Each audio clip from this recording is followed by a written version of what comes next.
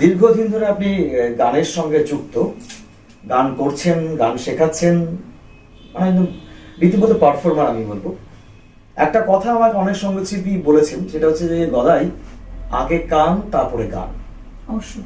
আপনি এটাকে কিভাবে ডিফাইন করবেন? যে শুনতে পারে সে কথা বলতে পারে না, তাহলে মানে গানটা শুনতে পাবে, তবে সেটা মেমোরাইজ হবে, তারপরে সে সেটা গাইতে পারবে।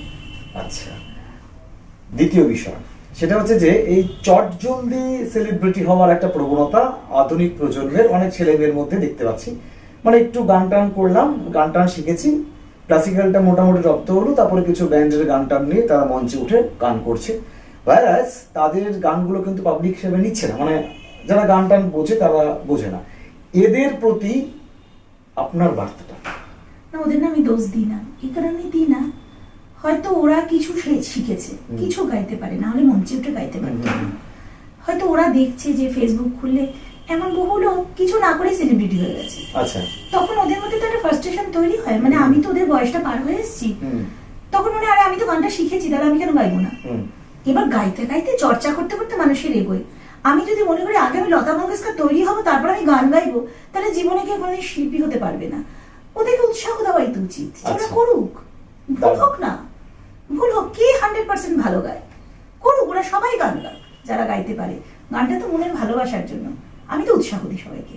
খুব ভালো। আমিও দেখি যে এখন বারবার করে বিভিন্ন অনুষ্ঠানে আমাকে বলে যে দাদা একটা প্রোগ্রামে 10 মিনিট করতে, কতক্ষণ ধরে ছেলেগুলো বসে থাকে। হ্যাঁ, আমরা সুযোগ দিতে পারি না কোনো জায়গা অথবা অনুষ্ঠানগুলোতে। এটা খুব ভালো বার্তা সেই সমস্ত ছেলে মেয়েদের জন্য যারা মঞ্চে প্রোগ্রাম করতে আগ্রহী। সবাই, আমি তো মনে করি মঞ্চ পেতে দেওয়া হোক তাদের জন্য, তারা গান, হ্যাঁ, স্টেজ ফ্রি হওয়া উচিত। মঞ্চ পেতে দেওয়া হোক তাদের জন্য, তারা গান করুক। অন্য কিছু করার থেকে তো গান করাটা ভালো, বলুন তো? একদম, অবশ্যই।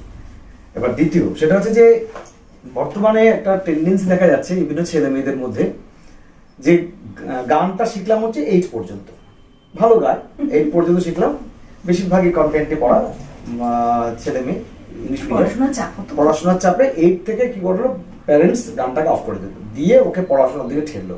এটা ঠিক না। এবার এই জায়গাটা রোমিয়াম কি বার্তা দিচ্ছে? না না, আমি মনে করি গান একটা রেগুলার প্রসেস, তো ওটা রেসিপ্রোকেশনাল, ওটা একটা চর্চা, মানে মেধার চর্চা। আচ্ছা। এবং যে গান শেখা মানে আমি অ্যাডাপ্টেশন করার, মানে অ্যাডপ্ট করার জন্য যে আমার একটা ভেতরকার একটা মস্তিষ্কের চর্চা রয়েছে, সেটা বন্ধ হয়ে যায়। কিন্তু এটা কিন্তু পড়াশোনার জন্য খুব দরকার।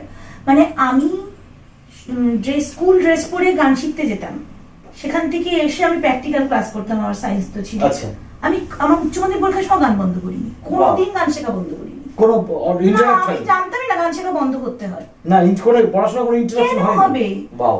আমি তো ওই 1 ঘন্টা গান শিখলে যদি আমার পড়াশোনা বন্ধ হয়ে যায়, তাহলে ওই রকম মেমোরি নিয়ে না পড়াশোনা করাই ভালো। এটা ভালো ভালো। আমি তো এটা মনে করি এটা উচিত না একটা, কারণ অনেকে খুব ভালো গায় ছেলে মেয়েরা, যদি বন্ধ হয়ে যায় না ওদের ওই লেথার্জিটা, ওই যে গ্যাপ চলে আসে, তারপরে আবার পুনরায় সেই জায়গাটায় আসতে একটু টাইম লাগে, ওই জন্য মানে প্রোগ্রেসটা নষ্ট হয়ে যায়। এটা বন্ধ করাটা আমার মনে হয় না উচিত।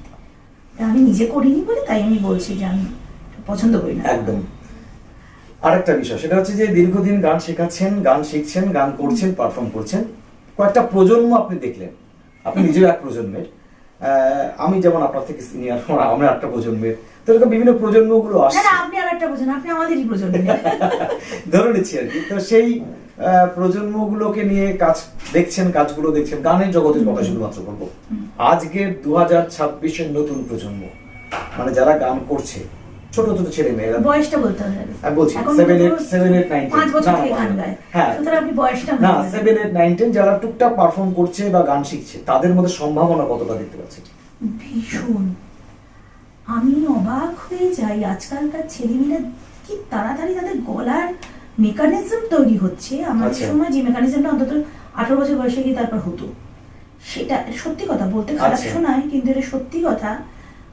আমি জানি না, এটা ওই একটা জিনগত আমাদের চেঞ্জেস আসছে এবং সেটা অনেক বেশি নতুন ভালো ডেভেলপ হচ্ছে, খুব তাড়াতাড়ি তৈরি হচ্ছে গলা। যদি একটু ছোট থেকে শেখে না, একবার গলা তৈরি হয়ে গেলে সারা জীবন চলবে সেই গাড়ি। সুতরাং মানে সম্ভাবনা যথেষ্ট। ওদের যেটা নেই সেটা হচ্ছে ধৈর্য। ওই যে একটা ঠেরাও থাকে না, যে আমি প্রাপ্তিটা, যে আপনি এটাকে বলেন গান গাওয়ার ইচ্ছা, গান গাওয়াটা ভালো, কিন্তু যেমন আমার বাবা, আমি যেটা বলি, ছোটবেলা থেকে আমি খুব বেশি পাবলিক পারফরমেন্স করতে দেয়নি। কেউ ইচ্ছা তো গাইতে, তবু দেয়নি, বলছে না আগে ভালো গাইবি, সবাই ভালো বলবে তখন। আমি শুনেছি। আজকাল আমি মনে করি গাওয়াটা উচিত, ওটা গাক, কিন্তু ওই চিন্তা করা যে আমার আর ডেভেলপমেন্টের জায়গা নেই।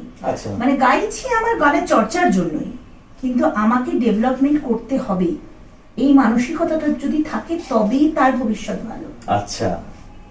আর গানটাকে ভালোবাসতে হবে, মানে আপনার বাবা একটা এনভায়রনমেন্ট দিয়েছিলেন ঠিকই আছে, কিন্তু যদি গানটাকে আপনি ছোট থেকে ভালো না বাসতেন না। তাহলে তো আজকে এই জায়গায় আপনি থাকতে পারতেন না। ধরুন আমি যখন ছোট ছিলাম, মানে তখন প্রচুর প্রোগ্রাম করতাম।